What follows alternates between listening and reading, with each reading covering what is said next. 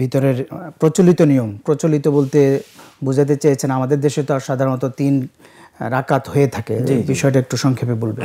দেখুন এখানে তো অনেকগুলো মত আছে। আমরা সহিহ হাদিসের ব্যাপারে জানি, রাসূলুল্লাহ বলেছেন তোমাদের মধ্যে কেউ যদি সালাতুল ভিতর আদায় করতে চায় তাহলে ফাল ইউতির বিওয়াহিদাতিন আও বিসালাসাতিন আও বিখামসাতিন আও বিসাবআতিন, কেউ যদি ভিতর আদায় করতে চায় তাহলে সে 1 রাকাত, 3 রাকাত, 5 রাকাত, 7 রাকাত দিয়ে সে ভিতর আদায় করতে পারে।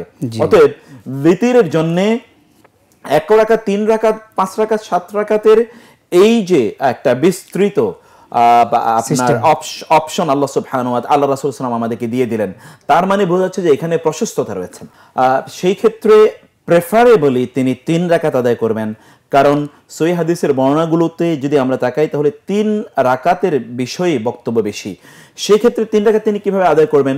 যেমন তিনি 2 রাকাত আদায় করে তারপরে তিনি পরিপূর্ণভাবে সালাম ফিরিয়ে তারপরে 1 রাকাত পড়ার জন্য তিনি উঠবেন।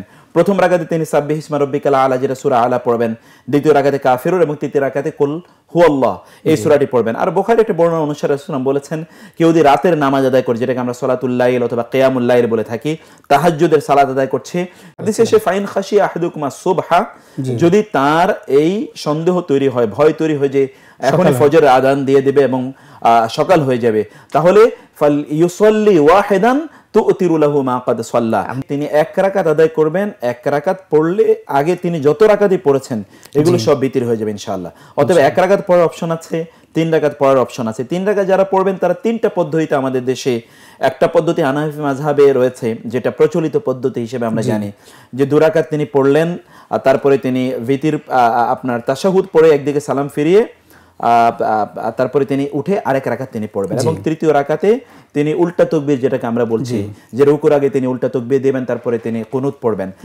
এটি আমাদের দেশে প্রচলিত। এর চেয়ে শক্তিশালী এবং অধিকতর বিশুদ্ধ যে মতটি আমরা এর আগে বললাম, অথবা তিনি এক টানাই তিনি 3 রাকাত পড়তে পারেন, মধ্যখানে কোনো বিরতি নাই, 3 রাকাত পরে তিনি সালাম ফিরাতে পারেন। এই পদ্ধতিগুলো জায়েজ, বৈধ। আর কুনুত তিনি, যেটা দোয়াই কুনুত আমরা বলি, এটা তিনি রুকুর আগেও করতে পারেন, হাদিস এসে রুকুর পরেও তিনি করতে পারেন, কোনো সমস্যা নেই ইনশাআল্লাহ।